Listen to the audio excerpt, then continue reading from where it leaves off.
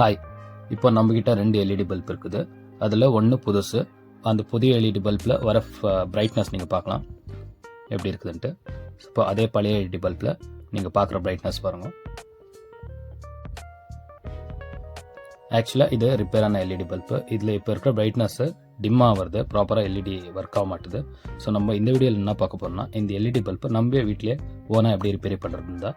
முதல்ல நம்ம இப்போ அந்த மேலே இருக்கிற கேப் ரிமூவ் பண்ணிக்கலாம். அந்த கேப் ரிமூவ் பண்ணுறதுக்கு நம்ம ஜஸ்ட்டு பாட்டமில் வந்து புஷ் பண்ணால் ஓப்பன் ஆகணும். சிலது ஓப்பன் ஆகாது. அதுக்கு நம்ம இந்த மாதிரி ஒரு டெஸ்டர் யூஸ் பண்ணி மீட்டி எடுத்துக்கணும். இது எதுக்குன்னா, சிலது வந்துட்டு உங்களுக்கு க்ளூ போட்டு ஒட்டச்சிருப்பாங்க. ஆல்மோஸ்ட் எல்லா பல்ப்லேயும் உங்களுக்கு அந்த லாக் சிஸ்டம் தான் இருக்கும். ப்ரெஸ் பண்ணி ஓப்பன் பண்ணாலே ஓப்பன் ஆகிடும். ஸோ இதில் கொஞ்சம் க்ளூ இருக்கிறனால இதை நம்ம இந்த டெஸ்டர் யூஸ் பண்ணி ஓப்பன் பண்ணிக்கலாம்.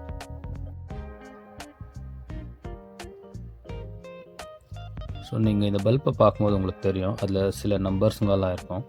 ஸோ அதில் ஒரு நம்பரும் வந்துட்டு உங்களுக்கு ஒரு லைட்டுக்கு மென்ஷன் பண்ணியிருக்க நம்பர் தான். ஸோ பிரைட்னஸ் நீங்கள் பார்க்கலாம், ஃபுல்லாக டல்லாக தான் எரியுது. ஸோ அந்த டிம்னஸ் எதுக்கு வருதுன்ட்டு இப்போ அதை எப்படி நம்ம டெஸ்ட் பண்ணுறதுன்ட்டு பார்க்கலாம். ஸோ அதுக்கு நம்மளுக்கு ஃபஸ்ட்டு தேவையான டூல்ஸ் என்னென்னா, இந்த மாதிரி ஒரு ஹோல்டர் ஒன்று வேணும் நம்மளுக்கு. அந்த ஹோல்டருக்கு ஒரு ப்ளக் அடாப்டர் பாக்ஸ் வச்சுக்கோங்க. ரொம்ப கேர்ஃபுல்லாக யூஸ் பண்ணணும். நீங்கள் இது வந்துட்டு கரண்ட்டில் இருக்கும்போது நீங்கள் சின்ன பசங்க யாரும் ட்ரை பண்ண போகாதீங்க. ஸோ அடுத்து நம்மளுக்கு அதை டெஸ்ட் பண்ணுறதுக்கு ஒரு சின்ன பீஸ் ஆஃப் ஒயர் எடுத்துக்கணும். ஸோ இந்த மாதிரி ஒரு 2-3 இன்ச்சுக்கு ஒயர் எடுத்துக்கிட்டிங்கன்னா, யூஸ்வலாக வந்துட்டு மல்டிமீட்டர் வச்சு தான் எல்லாம் செக் பண்ணுவாங்க.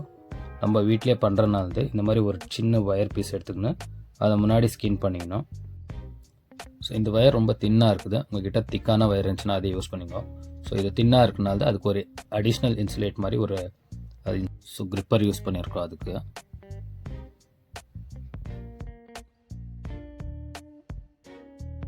அடுத்து நம்ம டெஸ்ட் பண்ண போகிறோம்.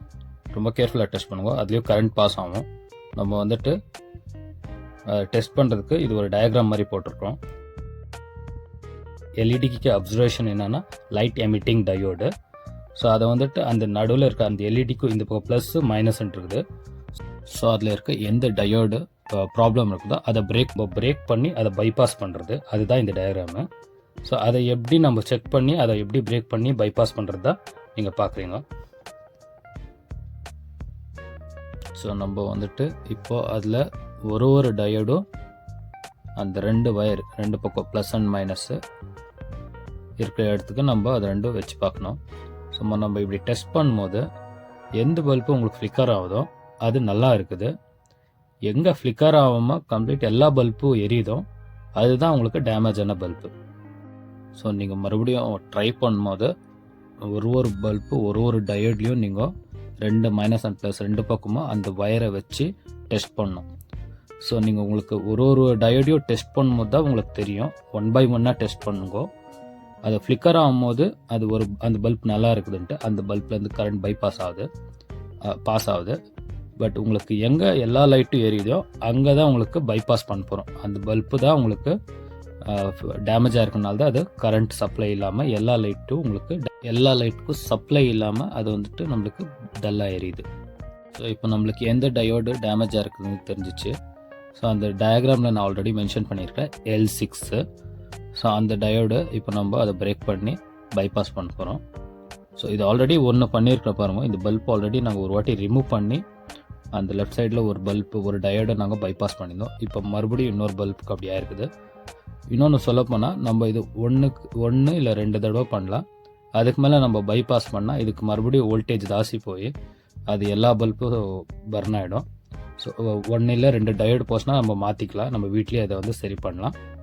ஸோ இப்போ நம்ம என்ன பண்ண போகிறோம்னா, அந்த எந்த டயோடு நம்மளுக்கு ப்ராப்ளம் இருக்குதோ அதை இந்த டூசர் யூஸ் பண்ணி பிரேக் பண்ணிக்கணும்.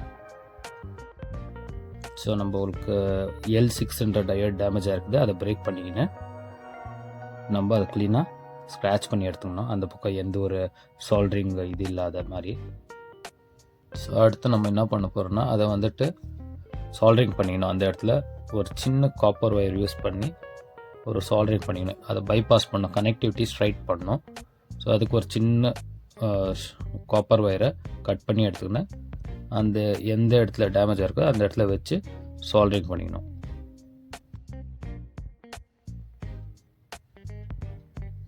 நீங்கள் பார்க்கலாம் இந்த சால்ட்ரிங் கன்று. இது நாங்கள் வாங்கி கிட்டத்தட்ட ஒரு 2 இயர்ஸ் ஆகிருக்கோம். இது ரொம்ப சீப் ப்ரைஸில் தான் வாங்கினோம். கிட்டத்தட்ட உங்களுக்கு 150க்கெல்லாம் இந்த சால்ட்ரிங் கன் கிடச்சிரும். அப்புறமா சால்ட்ரிங் ஒயரு, அப்புறமா அந்த ஒரு இது பேஸ்ட். ஸோ நீங்கள் இந்த சால்ட்ரிங் கன்னை எப்படி யூஸ் பண்ணோன்ட்டு அது நீங்கள் யூடியூப்பில் பார்த்தாலே உங்களுக்கு தெரியும். ஸோ நம்ம அந்த டேமேஜ் ஆன இடத்துல அந்த காப்பர் ஒயர் யூஸ் பண்ணி நம்ம அந்த சால்ட்ரு பண்ண போகிறோம்.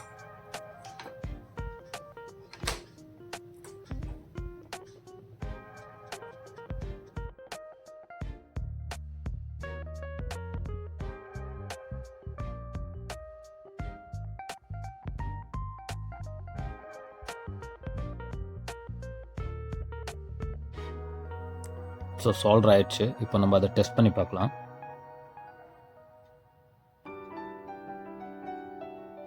ஸோ நீங்கள் பார்க்கலாம் இந்த பிரைட்னஸ் எவ்வளோ இருக்குதுன்ட்டு.